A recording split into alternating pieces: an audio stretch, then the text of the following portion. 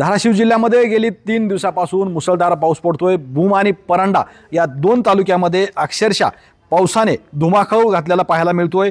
प्रत्येक गावाचा या ठिकाणी संपर्क तुटलेला आहे। काही ठिकाणचे पूल वाहून गेलेले आहेत।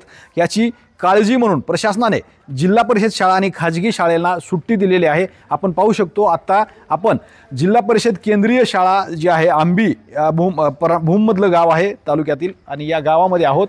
ही शाळा जी आहे ही 7वी पर्यंतची शाळा आहे। अक्षरशः या शाळेमध्ये सकाळी लेकरांची गडबड पाहायला मिळत असते, मात्र आज पूर्णपणे सुट्टी असल्याने या ठिकाणी सामसूम आपल्याला पाहायला मिळते। एकंदरीतच या परिसरातलं इंटरनेट सेवा पूर्णपणे विस्कळीत झालेली आहे।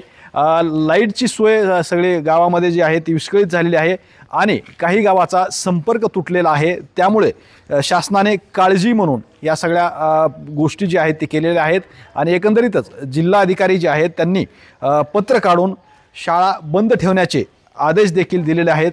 त्यामुळे प्रशासन जे आहे धाराशिव जिल्ह्यामध्ये ती पावसाच्या पार्श्वभूमीवर अलर्ट झालेलं आपल्याला पाहायला मिळत आहे।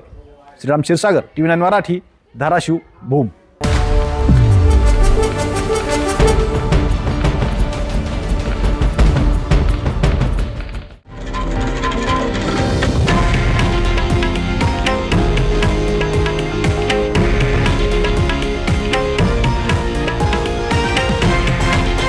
हे आहे देशातील नंबर 1 न्यूज नेटवर्क आणि आपण पाहत आहात TV9 मराठी, एकमेव।